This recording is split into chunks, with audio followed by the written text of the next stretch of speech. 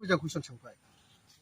आंखौथ' दा फ्राय एसकिं होननानै फ्राय मिन्थियो संकस तुसदिया दा आंनि नामाथ' बुंनो थाङोबा सन्जय नार्जारि दा एसकिं हिसाबै आं दा बिराद पपुलार जानो थांगासिनो दं बा जाबायानो गोजोननाय मोनदों नोंनि सोंनायखौ आंनि इउटिउब खुलिनायनि जाहोनानो बेनो आं माने बिराद जकिं खालामोमोन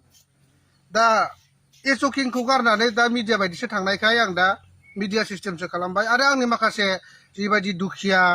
जानो गैयै सोरबा माबा मोनसे मोनै सोरबा बेमार आजारखौ आं गोबां बिनानै सहाय होनायनि जाहोनाव दा आङो एसकिं बायदि खालामनो हाला नाबा आंनि माखासे चेनेला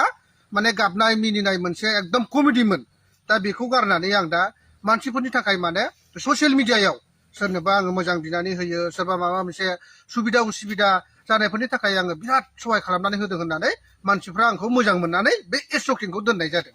नोंथांखौ गफुर हालामाव माखासे फिल्माव प्रडिउस खालामदों होननानैबो मिथिनो मोनदों बेनि सायाव नोंथाङा मा बुङो बिराद मोजां दिनै आङो बेखौनो खावलायो मानो होननानै बुङोब्ला जोंनि गफुराव गोबां समाव गोबां फिल्म बानायनानै एवार्ड मोनदोंमोन नाथाय बावैसोनि गेजेराव जोङो सोरबा माखासे सुबिदा उसुबिदानि थाखाय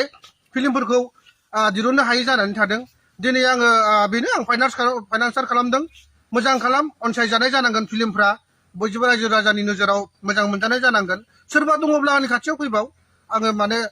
सिमेन्ट खुन्था बायदि गोगोम जानानै दङ बयखौबो आं मदद खालामगोन जाहाथे हारिमुखौ लाखिनोब्ला बर' समाजखौ मोजाङाव लाबोनोब्ला जोंनो बेफोरबायदि फिल्म खालामग्रा फैनायखौ जों बिराद खावलायो ओंखायनो फै